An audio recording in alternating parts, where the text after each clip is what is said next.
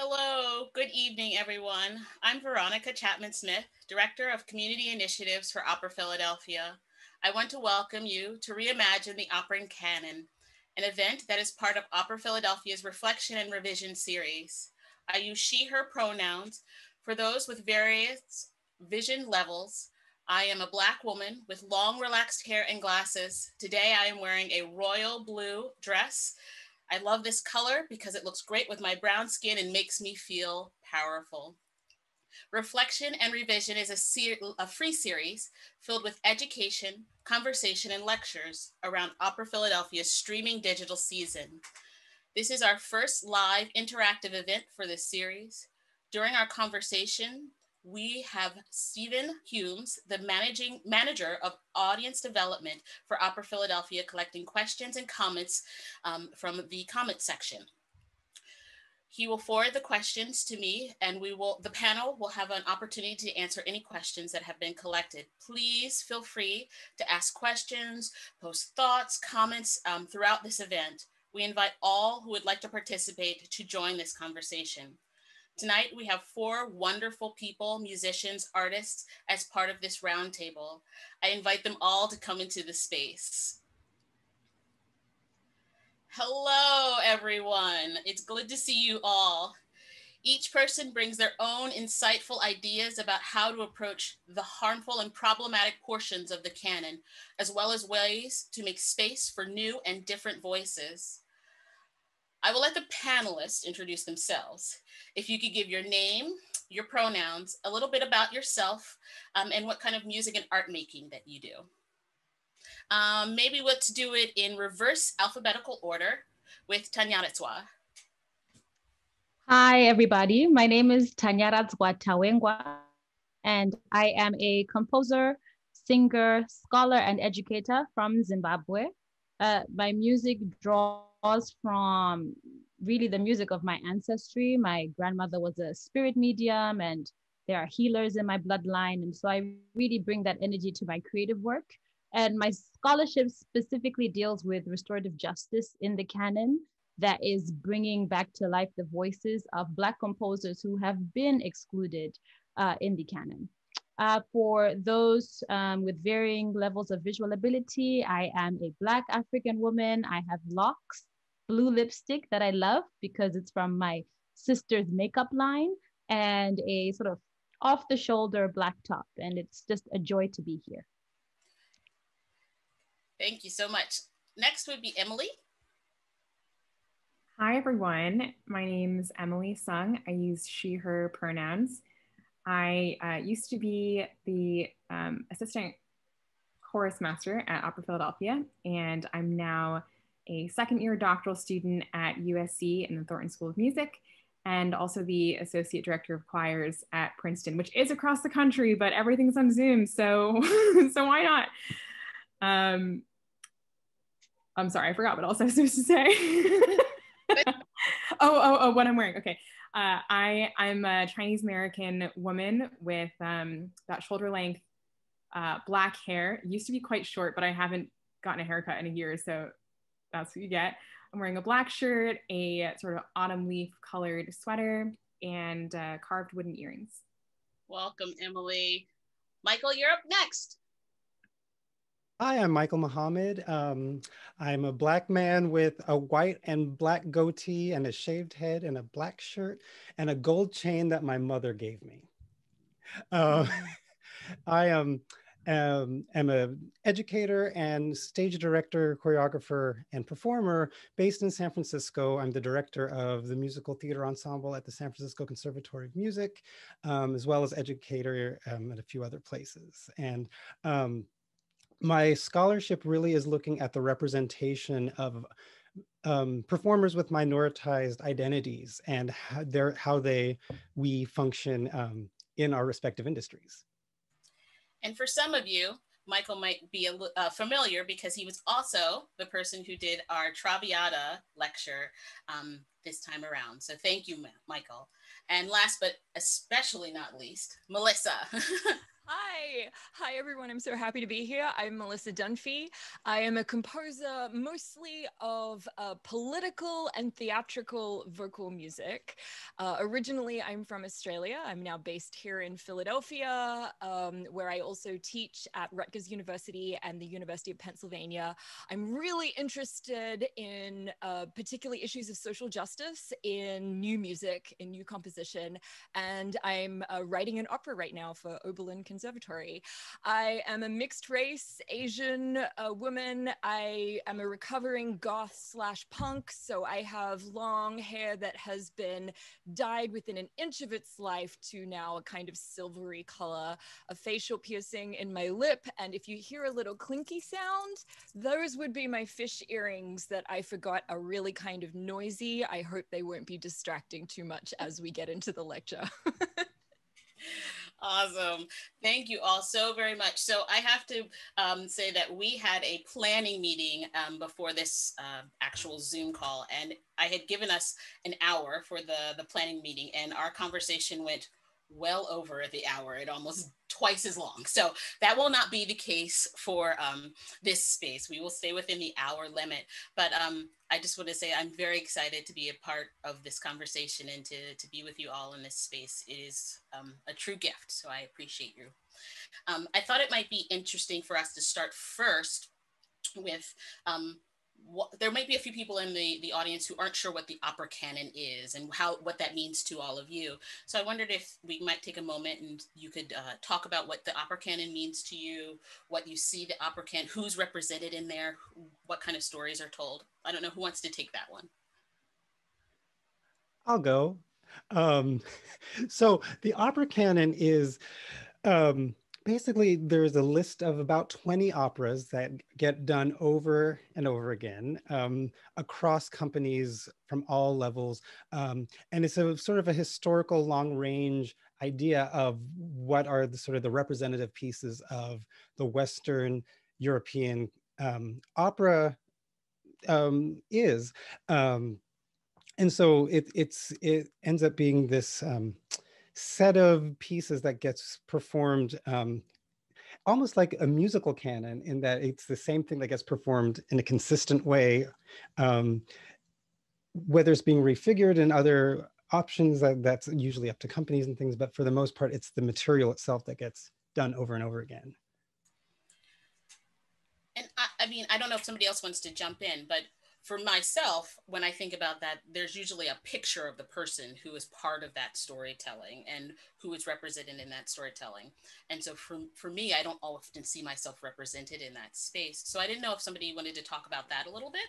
Well, I wanted to just quickly jump in and say that when I hear, like, Michael's exactly right. You think of sort of a set of operas, you know, people have arguments on the fringes of the canon about whether one opera should be in the canon or shouldn't be in the canon. But there are definitely this list, right, of operas that every opera company in America or in Europe or in Australia tends to do. And when I think of the opera canon, I very specifically think of the fact that whoever decided what that list is, it's above my pay grade, or it happened before I was born. Like, I had no say in when that list was made, what operas get put on that list. To me, I think of, you know, from the time I was in early high school, a music teacher saying, you have to know Traviata. Like, you should study La Bohème. You should know when somebody plays an aria or the overture from an opera, you should know what it is immediately because it's in the canon. So, you know, I feel very disempowered, I guess, in a way, when I think of the opera canon, because I didn't have a part in deciding what should be on it or shouldn't be on it. And yet it's everywhere. It's like the water that you swim in if you're interested in opera. I would love to. There. Oh, go ahead, Emily. Okay, I would love to jump in. You know, in preparation for this conversation, I reread a work I really love, and I think everyone should read if they want to deal with the implications of canon, is Toni Morrison's Playing in the Dark. Whiteness and the literary imagination. And, you know, we can really substitute literary for operatic imagination. So I'm going to go ahead and just read Queen Morrison's own words on what canon is. and then just kind of riff off of that. But basically she says, there are a set of assumptions conventionally accepted among literary historians and critics circulated as knowledge. This knowledge holds that traditional canonical literature is free of, uninformed and unshaped by the 400-year-old presence of first Africans and then African Americans in the United States. So I really love this kind of critique of canon, because what, again, Queen Morrison is dealing with is the implications of canon. And like you said, Veronica, the work that canon does when it removes or excludes people. And I think that's what this conversation is about today is, yes, that what is canon? How do we define canon? And what are those implications? And do those of us who are partaking in this creative space that we call opera agree with this canon? And so I see canon as something that is dynamic. And I think creators can reform generation to generation. Emily, did you want to jump in? Wow, yeah, I can't really follow that. That's really amazing. I was going to respond to your question, Veronica, about what comes to mind, like what do I see in my mind's eye when I think of opera, and I do think this is relevant to what Tanyaradzwa was just saying. So the first operas I saw when I was a very small child, because my piano teacher had got free opera tickets to I think it was to the Trenton Opera for all of the kids in our little studio. And so every so often we would go, and I slept through most of them, of course, but I still vividly remember two of the first operas I ever saw. One was Marriage of Figaro. So I imagine, a 17th century, like a white woman in a 17th century, like giant skirt and the big wig. And the second, one of the other operas I saw when I was very little was Madame Butterfly. And I vividly remember a very, very sort of imposing opera singer woman in yellow face wearing like a kimono and taking what felt like hours to me to die on stage. So I do think this sort of speaks to that amazing quotation that Tanyaradzwa just read about, the canon is defined by people who came before us. It deliberately excludes voices, and it also really deliberately caricaturizes those excluded voices. So thinking about that, and I know we talked about this in our previous conversation quite a bit, like, is there a way for a company to present these works, and what would they have to do in order to make them, I guess okay is not the right word, but what other kinds of resources would they have to provide around doing this kind of work? Like, what do you see? Well, as a stage director, my first thought is, if the company is going to put the money behind putting it on, then they're responsible for making it speak to the audiences that they want to come see it. And it's their responsibility to step up to reduce the harm if it's a problematic piece. Now, that being said, I think if the company so desires to do Butterfly or Porgy and Bess or whatever that they know audiences will come to, I think there's a way to rethink the pieces, especially if we're thinking that, yes, a piece was written when it was written, but it can be reimagined for the audience of today. And it can still be put in a way that speaks to who we, and I think once again it goes back to, who do we want in the seats? Who do we want to be in dialogue with the piece that's on the stage? And I think that is up to the company to sort of, even if it is, I know, Veronica, you've used the term of restorative justice, even if it's a way of rethinking it into a restorative justice framework, that we're looking for accountability, we're looking for transformation. Yeah. I think this is a loaded question, and I feel like there are couple of things to kind of go back and clarify on, or even, ask further questions. So I guess my first question would be, what kinds of works, right, are we talking about when we talk about these works? Are we talking about Turandot, a butterfly? Are we talking about the dance of the Moorish slaves in Aida? What are we talking about? But so there's that, it would be good to kind of have work specifics. I feel like I have work specific thoughts. But that said, just even thinking about putting these things on stage. First thing I think is, it's interesting to me how opera tends to treat its audience as unteachable.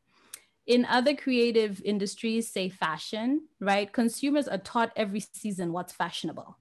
And that is a relearning process that happens year in. It's fall. We get catalogs in the mail that say, hey, this is what's in this fall. Wear these boots and these jeans and this handbag, and you're on Vogue.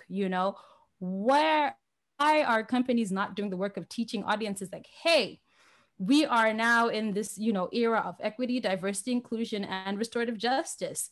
We cannot sanitize white supremacy by recasting works and trying to, kind of dilute the potency of this history of domination that has existed, like Emily said, in these works that have created other and caricatured other. So we're going to teach you some new works. We're going to give you some new names, and we're going to show you some new things, because we as a community of art makers are now making art and presenting works based on these values.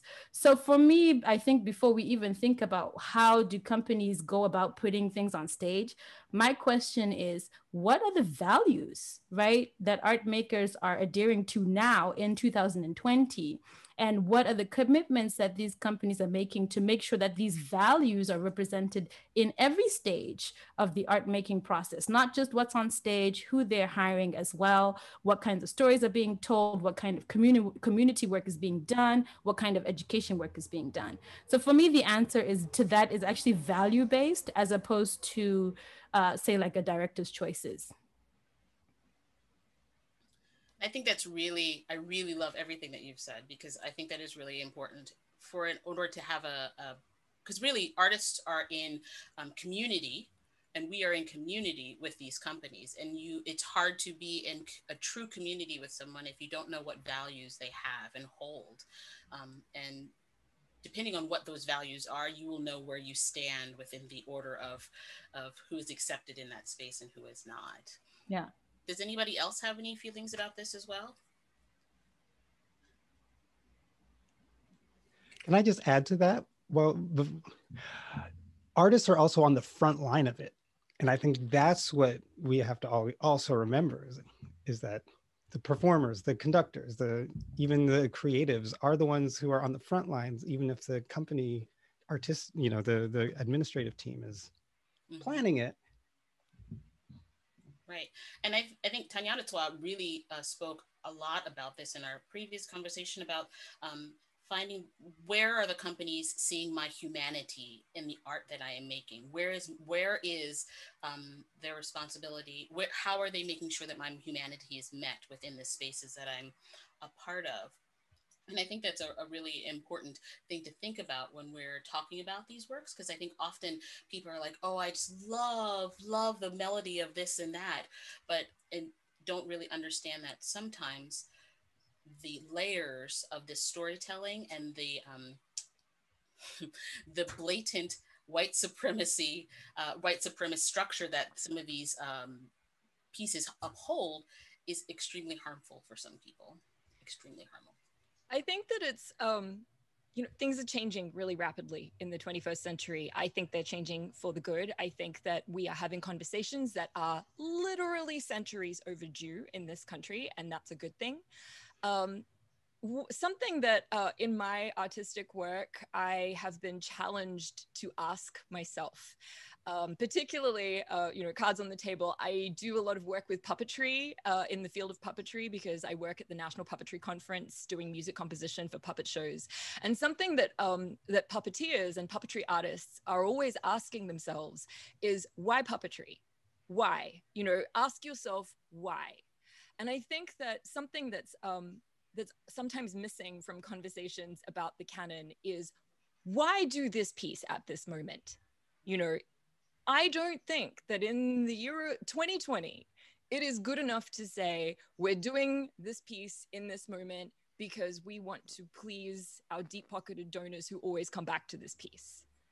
Like, as an artistic company, you know, particularly for larger opera companies in larger markets, you have a responsibility as artists in this moment of extreme social change and conversations and polarizations and all the things that are happening in society, you know, climate change, all of these things that are impacting our current society. You have a responsibility to think about more than, you know, how do we please a certain subset of our audience who we know will always come back to this opera?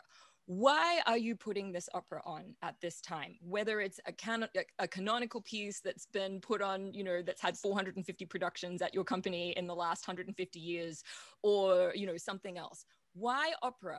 Why now? What can you offer to your audience? And I think that really genuinely, honestly asking that question of yourself is like so key to thinking about how to put these canonical pieces on now. If you feel that there is a real need to put, let's say, I'm going to say the Mikado, right? It's not quite an opera, but it gets done by opera houses quite a lot. Is there a real need to put the Mikado up on the stage, and why? How does it speak to this moment? What is the context of this? I mentioned the Mikado because I have seen, not in person, but I've seen video and read about a production of the Mikado that was directed by the Japanese-American director Rick Shiomi, who cast Japanese people, who changed the libretto so sections of it were in Japanese, and who, you know, really interrogated the whole premise of the Mikado so that, you know, it's not this historical 1885 British commentary thing that, you know, using Orientalism tropes to comment on 1885 British politics. You know, he's bringing it into the 21st century from an Asian American, specifically an Asian American perspective. And, you know, why? Because we need to have this conversation right now, because Asian Americans haven't had a voice, because now let's take a look at what an Asian American voice can bring to this opera and show audiences, you know, a completely new angle on it. And that's really exciting to me as an artist. And if you pitch it right, if you market it right, it will be exciting to your audiences as well. And you will get those backsides in seats and new backsides who may not have come to the same old production of a canonical piece. Yeah, Melissa, I think this question of why now, why this piece, why this company, it's so hard for us to answer, because there is a really large disconnect between what I think a lot of opera companies think their values are and what the inherent values of any performing art are. So as Tanyaradzwa was saying, you know, if you compare us to fashion, where you can't have fashion without innovation, and this is true in all of the arts, it's true in all the performing arts. It would be unthinkable for us to imagine the movie industry or the TV industry as just reruns of Citizen Kane over and over again. Just yeah, Citizen Kane every year. Exactly. And it obviously can't be this way with opera either. And yet, you know, we have these companies who are like, okay, we'll innovate, but we can only afford to innovate like 20% of the time. We have to have our Carmen, we have to have we have to have Butterfly, we have to have, you know, in order for the season to be viable, we can't prioritize, we can only prioritize innovation to this small extent because it's too risky. Whereas, you know, what if we innovate and we make this new opera and it's bad and we lose all this money? Whereas, you know, I'm going to go back to film, because now I live in LA. But going back to film, you know, there's so many bad movies made every year, but that doesn't deter anyone from making new movies. There's the baseline assumption of, in order to advance the art form, in order to speak to the public, we have to innovate all the time. Whereas that is not how, I just feel that's not how we think in opera. The way we think of it is, okay, we'll have one really out there, you know, avant-garde new commission this season, and then we'll like repackage Carmen and set it in the Bronx or something. I'm exaggerating, but no, you're not. I agree. It's such a hard question to answer. I would love to jump in. You know, there's so many things to talk about, Veronica. I don't know if I'll be able to say everything that I think, but I think the first thing to kind of drive home is the power of the stage, right? And I think, for example, you know, I've lived in this country for 12 years now. And when I first came from Zimbabwe, people who'd never left their county, state, etc., would ask me what, you know, were ignorant questions such as, you know, did you have a lion in your backyard? Did you grow up with, yeah, and this is commonplace, you know, for immigrants like myself from the continent. And so I sit and ask myself, where do these ideas come from, right? Where does this kind of notion of this exoticized place come from? And then the only answer I could possibly have for somebody who's never left their state, never traveled, never been to Zimbabwe, but holds ideas about what life is like in my country is because of the stage. And so because of that, the stage media, right, is not neutral when it comes to the depictions of people. And this is why companies have to be very mindful about what they're putting on stage. And honestly, at this point, the way I feel in 2020, especially with how close this last election was, is I also offer no kind of, you know, grace period for education. And like, no, the resources are there, the books are written, the knowledge is there. And so there really is no excuse. I'm going to get another book because I love these books, all books I read in college. This is by Edward Said, called Culture and Imperialism. Again, I think any company that's thinking about doing this genuine work of equity, diversity, inclusion, and restorative justice has to educate its leaders. And there has to be foundational texts that like industry leaders read, such as Culture and Imperialism, to understand that the stage is not a neutral territory, and what you put on stage, especially when it comes to depictions of you know, relationships that have a power dynamic, right?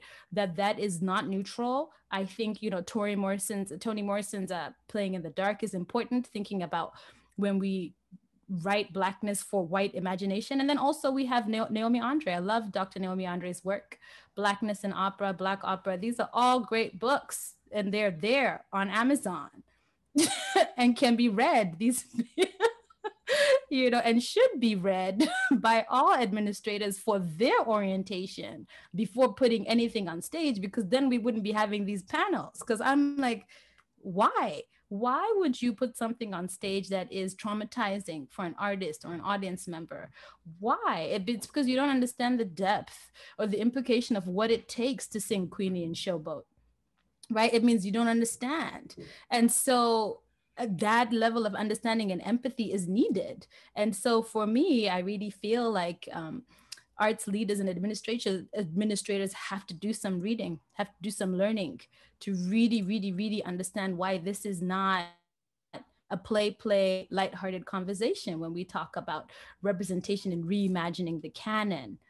You know, the other thing I want to say, and I'm just going to go ahead and just speak plain, is I personally, you know, really distrust the sacredness of a canon. And again, this idea that it is the level and the standard because of exclusion. So again, like I said, my research is in restorative justice and voices that have been silenced. And so I most of my time is spent with Black composers, you know, from the 18th century to the present. So I'm not even really thinking about new works. I'm thinking about old works that people don't do. So for example, Chevalier de Saint-Georges, right? Everyone loves to talk about Joseph Boulogne. And in 1776, he was up, you know, to be director of Paris Opera. But 3 of the leading women at the opera refused to have a Black man in leadership, you know, and so they wrote a letter, petition to Marie Antoinette, and said, we cannot have a mulatto specifically, right, in leadership. And so someone else, a white man, was put in that position. So for me, as a scholar and somebody who looks at these things critically, I'm like, how many decisions have been made in the canon where somebody who was the best for the job didn't get that job or didn't get their work on stage simply because the color of their skin? So if that was a trend and that was a mode of decision making, who is to say that what we hold today as canon is not simply just works of white mediocrity? Because we don't have an accurate data set. So, and I know this is challenging. It's a challenging thing to say, it's super challenging, yeah. But it's the truth, right? It is the truth. If you exclude people from creative process and you exclude people because they're women, because they're people of color, then we cannot look at what we have as a representative data set. It's incomplete. It sounds like we've had some kind of affirmative action going for a few centuries in the other for direction. White males. And now there's a lot of pushback on that. And I get it, because like you said, people think of these works as being almost sacred. And I think that's also, it's important to realize, I think, that that is a new thing. Like that is not an old thing. It's not like Handel wrote something and the next year everyone said, this is a sacred work and this is like, we're all going to do this every single year for the rest of eternity. Nobody did that. Like this is a very sort of late romantic kind of idea, you know, the myth of the white male genius that is timeless, and it's not true. None of it is true. It's actually this total construct that people have bought into for several generations now. And I think some of the pushback that people get when you criticize the canon and when you talk about how the canon is not this perfect paragon of, you know, beautiful genius, the pinnacle of white European art, you know, when you start talking about that, people take it very personally, because they think about the fact that, you know, their teachers, their parents, the people around them told them that this was the most important thing and this was the best thing and this was the representation of their identity. And then when you start to deconstruct that, it can get very personal for some people, you know, to which I want to say to the people who are having, you know, bad emotional reactions to the idea that we should interrogate the canon like this, I'm really sorry that you have been lied to. You know, I'm really sorry. It is not your fault. It is not your fault. You know, but we have a moment now, an opportunity to think about the future and to, you know, to change our art form for the better and to update it and to think about, you know, what the exciting possibilities might be for the future. And I think that, you know, I come at this with such joy, thinking about what could be in the future rather than, you know, mourning about what we might have to let go of. You know, we have to let go of so many things in history all the time. We have to. But think about what it makes room for if we do. And I just want to follow up on both of what you both are saying, because I think in this moment that we're in, I know for me personally, I feel like we keep having to remind ourselves to lean into this new medium that we're in, because we're not doing exactly stage things. We're not doing exactly film. We're somewhere in the middle, especially those of us who are teaching opera and teaching performers. It's like we need to lean into where we are right now. And I think what that does, and what I think, hopefully what I've noticed, at least with audiences, is that I feel like we're seeing that audiences want new things. We are seeing that audiences want to engage differently because we have no choice but to engage differently. So this is an opportunity to help engage and help lean into new things, even on the backside when we are all, you know, more free to go out and more free, especially in this country, to actually engage in person in artistic forms that are happening live and happening in person in real time. And I think that's going to be part of, and then to go to what Tanyaradzwa was saying, is that then where is our alignment? Who are we aligning to? Because I'm going to steal what she's been doing. This book, yes, what we are leaning, cast by Elizabeth Wilkerson, is who are we aligning with? We have a history of aligning with patriarchy. We have a history of aligning with whiteness. So what happens when we're in democratized space, when we're widening the conversation for more voices to be heard, more artistic leadership to be heard?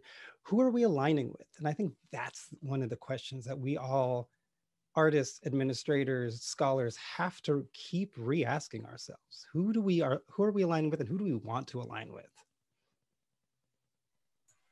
And I hope that answering that question can be, like you say, Melissa, really, really joyful. I think that it's not surprising that that we engage with all parts of this conversation with really strong feelings. Everyone has feelings about it, and anger, betrayal, all the feelings that we get in a good opera, really. But like, as Tanyaradzwa was saying, the data set's not complete. It is so horrendously incomplete. And we have to make room to hold the reality of that injustice and just how much it has hurt so many people, especially the people who opt out of opera. So we have to make space for that. But at the same time, hopefully we can look at that with the kind of excitement that a scientist would look at. Oh my God, there's so much more data than I realized. There's so many more voices than I thought. The world that we thought was so small is actually so big. There's so much room for our art form to grow. And that can be a really exciting and joyful prospect. 100%.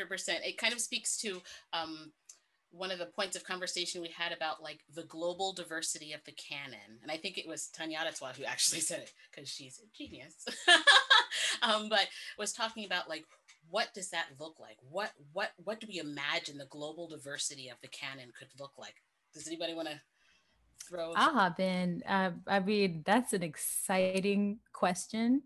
And it's interesting because I'm also a kind of a composer with National Sawdust's new work commission Discovery Festival going on right now. And last week, Thursday, we had a conversation with Pamela Z. Whew, do I love her. I love her. Anyway, so it's interesting, because she uses bel canto in her work, and she's also somebody who, does these incredible sound installations. She codes, she uses Max, and it's just like such a wow, what an artist. And one of the questions I asked her, I said, if you could reimagine your training that she had in Colorado as a singer, what do you think would be a voice program for today, for 2020? Given the career that she has forged for herself.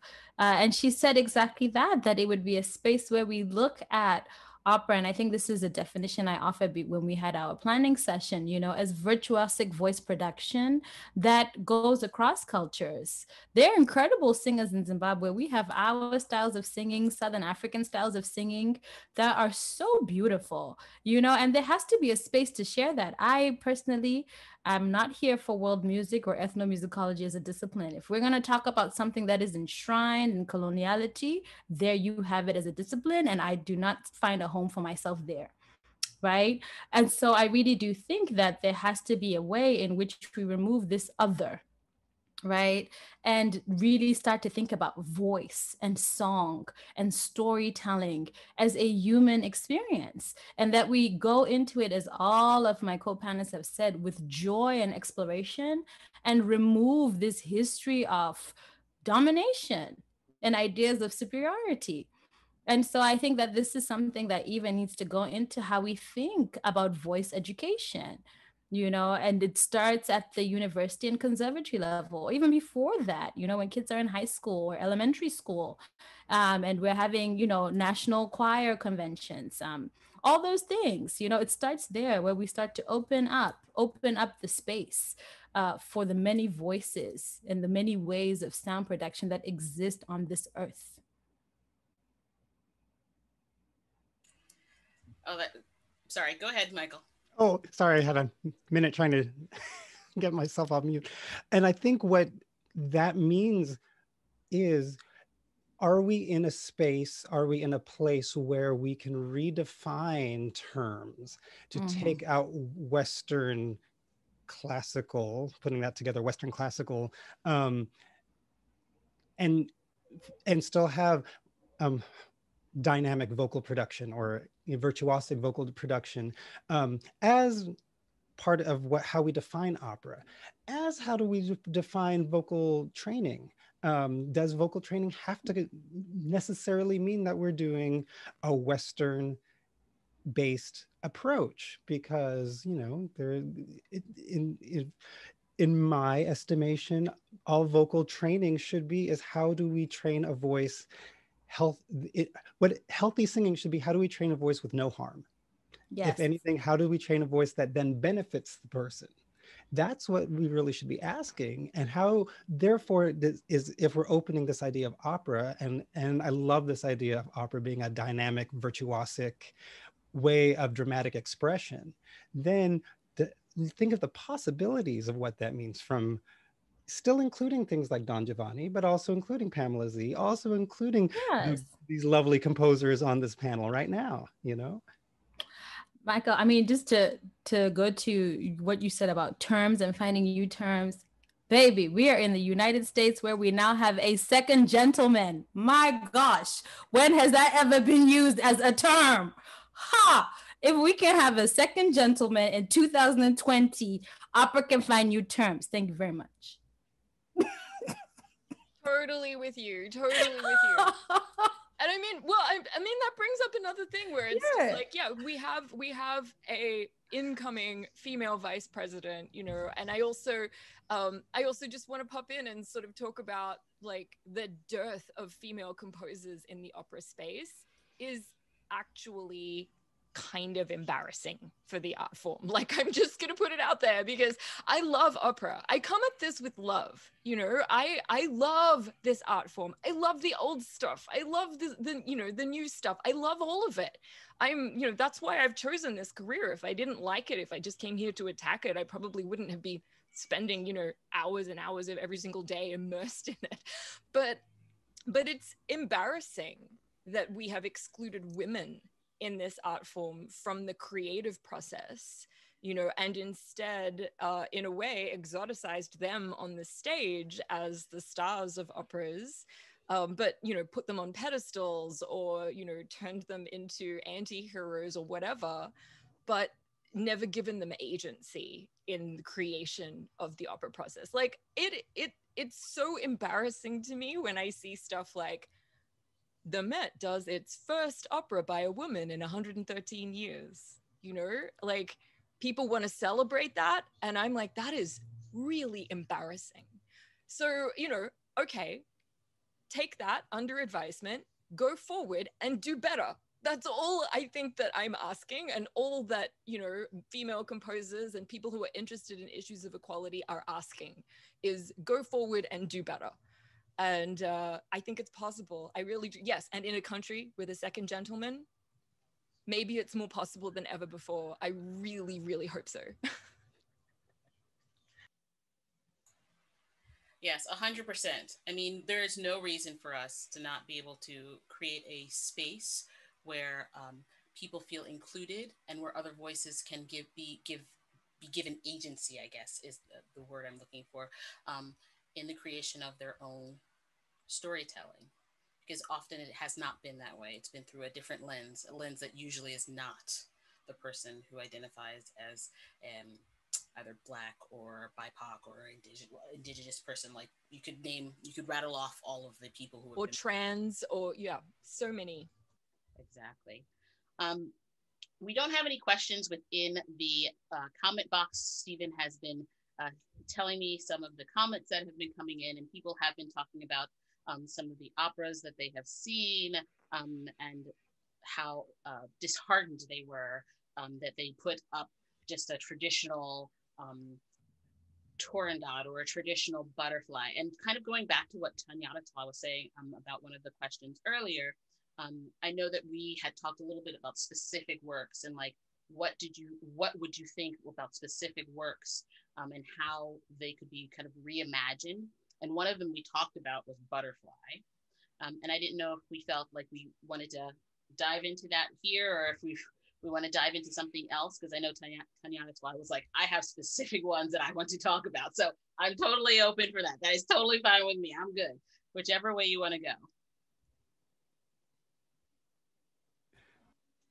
I think before we kick it off, maybe we should just get something out of the way, which is, with all of these problematic operas in the canon, a question that I have gotten a lot in my personal experience. I know that some of you have as well, probably all of you as well, is this opera racist? And I just want to say, yes, it's racist. It's really racist. The response to that is not this part is or this part isn't. It's yes, and how much time do you have to talk about how racist it is? That will determine our conversation. And once again, me as a so talking about Butterfly, I've never directed it, never sung in it. It's not my rep as a singer, but and I know I've talked about this with my friend Aria Umazawa, who's a fabulous director based in Toronto, about I know we've talked about how do you shine a light from the creative's point of view onto the problems, and I think that's not a bad strategy, actually, from my point of view as a director, to be able to say, look, we're going to hold a mirror up. So you're going to hire me to do Butterfly, we're going to hold a mirror up to it, and we're going to show the patriarchy, we're going to show the embedded racism, and let that actually be part of the storytelling. Because once again, as I started out saying, I think if the company wants to do it and they want me to direct it, you're going to, we're going to have these conversations, and we're going and let the piece be, maybe the piece itself is therefore part of the conversation. Because if it's truly problematic and it wants and needs to be done, let's shine a light on it, and let's hold a mirror up to it, and let's actually explore what the problems are, instead of trying to put a veneer, a patina of, it's such beautiful music, everyone loves it, we can't wait for Unveldi. So then my question would be, in that conversation, would the artist be part of those conversations to know what they were getting themselves into? Because I hear that, and part of me goes, that's a great idea. But then I also think about like the rehearsal space and like the trauma that happens in rehearsal spaces, and like, what is that doing to that artist? And so how do we reduce that harm as well? Yeah, that's such a great question. I think right off the bat, a bare minimum would be, whenever an opera company decides it's going to undertake it's going to undertake one of these operas that we know are really racist, we know are really problematic. At a very minimum, when artists are offered contracts for these operas, they should be told, we are aware that this opera is racist, and these are the steps we're going to take in order to engage with this responsibly. For instance, with Butterfly, we're not going to do yellowface. With, we're not going to do that. We're not going, we promise we're not going to do those things. And beyond that, yes, like involving artists in the process of making their experience with the opera not only safe, but good is so necessary. I think we really also have to examine the hierarchy of the opera company and who's making these very important artistic decisions. If you have a director who obviously understands these issues, like Michael, or Aria, then I would, as an artist, I'm not actually a professional opera singer, but I can put myself in those shoes. I would imagine that I would feel much safer with someone in charge who I trust to understand these issues, as opposed to someone who has less personal experience with those issues, but who says, oh yeah, no, I read some books, which is like the bare minimum, as Tanyaradzwa was saying, kind of thing, and also this addresses, this is another huge problem in opera companies, which is, we have more diversity in the cast oftentimes than we have in the artistic staff or the administration. And that is a problem when you're doing that. I mean, that's the reason why these issues have been unexamined for so long, is because the people in the positions of power making these powerful decisions are not looking at these issues as personal issues, because they're not personally affected by it. They have no skin in that game. So, this is a great moment for opera companies to to look further afield than the people that they've always worked with to put these operas on. I guarantee you that in large cities that have large opera companies like Philadelphia, there is a wealth of BIPOC directors who would love to direct a show at your opera company, like jump at it. I know a few of them, like I could list off the top of my head in Philadelphia, who would kill for an opportunity like that to say something in this amazing, powerful medium. So why not give them that opportunity? I understand that it's risky, but some of these people have CVs as long as my body, like in the work that they've done in theater, you know, largely BIPOC theater. So look at their work, take just a little time and look at their work and invite them into the process. And I feel like then the performing artists involved there's always risk, but there is less risk of the kind of trauma that I think we're discussing here that, you know, can really harm people in our industry. Yeah, this is a hard one for me because I think that, I don't know, in some ways I feel like I'm too close, or, you know, just it's too close. I feel like if you have dedicated your life to reading how we got here, I think the work of the scholars to trace the DNA of an idea. And so, you know, I'm one of many on this panel and in this industry who have dedicated themselves to understanding how we arrived here, and that this is not by happenstance, and that, you know, it has been a concerted agenda for the last at least 600 years. And so then I believe the work of the artist is to imagine the future. So, you know, as a prophet, really. And so I struggle with kind of ideas that are about harm reduction or the sanitization of history, or just trying to make it work, when at the core, like Emily said, if it's racist, it is. And so how does that align with our values? But at the same time, like Michael said, I do believe in the power of the mirror, because we must always know ourselves, right, as humans and what we're capable of. But I don't know if the works that we have right now are the best works to do that work. You know, the works that are in circulation. I think there are others. So I feel that, I don't know, I think there's more discovery to be done before we kind of even get back into the rehearsal room and say, this is what we're going to do with this work. I think that's where I feel I am today. It almost sounds like, to me, you're talking about like the restorative nature of art and how it can heal. Yes, absolutely. Absolutely. And healing is challenging. Healing doesn't feel good. You know, healing as a word, it's a very soft word. Healing, it's like singable. It sounds like a very nice process. I don't know, people, maybe if you think about healing, maybe you're thinking like maybe a spa retreat in the mountains or something. But honestly, for people who are practitioners of healing, like my grandmother was and my great grandmother, healing is hard. Healing is salt to a wound. Healing is re-breaking a bone that has healed the wrong way. You know, healing is deconstruction and reconstruction. Healing is repotting a plant and exposing its roots before you put it in fertile soil. You know, and so healing is not easy work. Reimagining is not easy or lazy work. It's a lot of work. And this is why, for me, like I said, I think the backbone is values, right? If we have the same values, you know, in the industry, then we can begin, because I assure you, this is not the work for one generation. It's a long road ahead. So I think for myself and the energy I have, I'm not interested, like I said, in trying to patch together broken things. I'm interested in what hasn't even existed yet.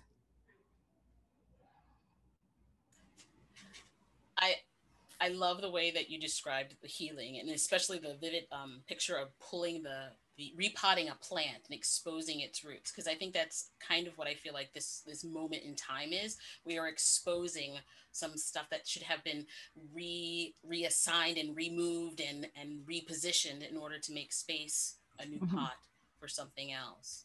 But can we go back a little bit to to you when you were talking about you are not interested in working with the old stuff, but you're looking to like what could be in the future. And I know we talked a little bit at the end of our previous conversation about some of the things that you are up to now. Would you talk a little bit about that? Oh my goodness, sure. You know, the old things I'm interested in are restorative justice. Outside of that, I think there are other scholars and other people who are called to do this kind of thinking work. I don't think it's my energy. So I respect those who do that work. I just don't think it's my calling. But in terms of moving forward, I'm very excited, yes, to share, you know, my classmate, one of my classmates from Princeton, she's a year ahead of me, Flannery Canningham, who's a composer and a musicologist at University of Pennsylvania. So we've kind of put our heads together, and we're starting our Philly-based opera company called Resident Alien Opera. And so the whole goal is to create a space for the other, right? To bring to center those who have historically been othered, and to bring these narratives to the fore, and to prioritize these stories, and to create a space for creators, you know, to tell these stories. I will also add that, you know, Flannery and I as collaborators have, I, I don't know if we intended to do this, but everything that we've worked on has really challenged us as a collaborative team. So one of the works, the large scale works that we worked on together was a 6 movement piece in commemoration of the centennial of the Red Summer of 1919, which was the summer after World War I, when a lot of Black people were killed, you know, in race wars across the country, the Tulsa Massacre, Chicago, Arkansas. I mean, it really was a terrible summer. And so in our work, creating this particular piece we did about Eugene Williams, a young boy who was stoned to death in the waters of Lake Michigan in Chicago because his raft floated into the white-only waters. We, myself as, you know, a Zimbabwean America herself, as a child of Irish immigrants, really found ourselves dealing with this history that talked about the tensions of, you know, Irish workers in Chicago, as well as, you know, Blacks who had moved from the South to Chicago. And so there was a healing aspect that we had to undergo as collaborators before we could even make the work. So one of the things that we're interested in our company as well is these collaborative pairings, because that's why I love opera. It's the collaborative nature of the discipline. My gosh, right? You learn so much when you put people in a room and you have a shared vision, i.e. this thing has to go up where opening night is coming, and everyone works towards that vision. And I think that is such a great metaphor for what humanity can do when we share values, right? And so what we want to do in our company as well is to really challenge our creators to work with people who may challenge some values, and force kind of create a space, a safe space for human growth as well as creative growth. And so, yeah, so we hope to share more about that next year in 2021, Resident Alien Opera. And we're so excited to be in Philly, and we would love for Opera Philadelphia to support us. Well, it's anything, but I think that the work that you're doing is wonderful and fantastic, and I support you 100%. Veronica Chapman-Smith, 200%. Melissa, I know that I just wanted to give people a little bit of time to talk a little bit about some of their artistic stuff that like pushes the boundaries a little bit, and pushes people to think a little bit differently. And I know that you just had the Gonzalez cantata.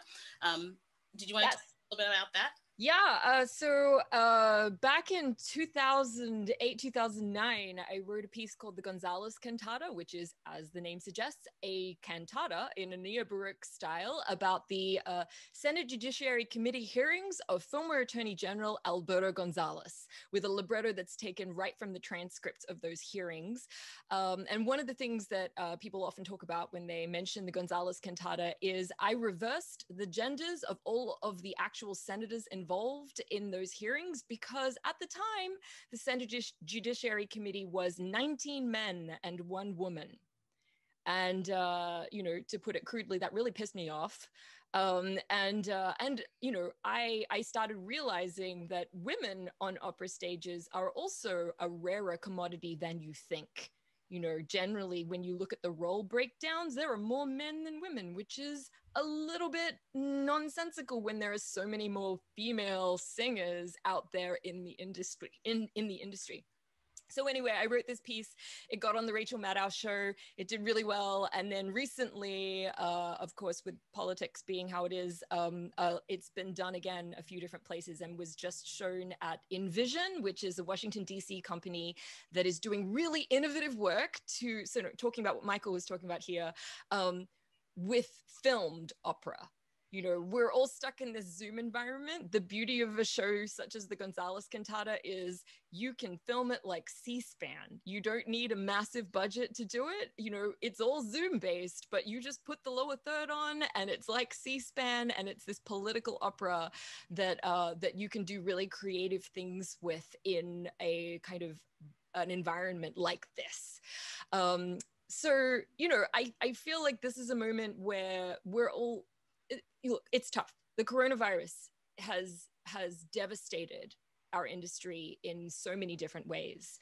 I know Opera Philadelphia is doing some amazing work with filming operas and creating video content for the audience. And frankly, I think, wow, why haven't we been doing this all along?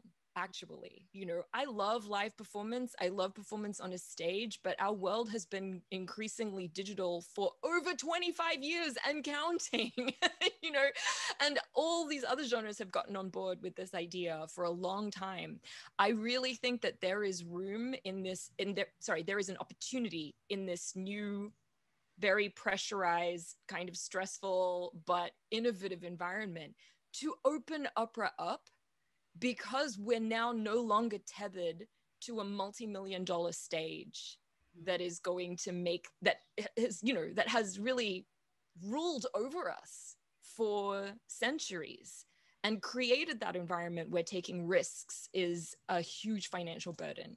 So, you know, kudos to Envision, kudos to Opera Philadelphia for going down that path as well. And let's hope as many opera companies as possible follow the example. We are over time. So I am going to say thank you very much. We didn't even we had a few questions in the chat box, but we ran out of time because you all are amazing and interesting and insightful people. I want to thank everyone who was joining us for this event, and I hope that you all have a wonderful evening. Thank you very much.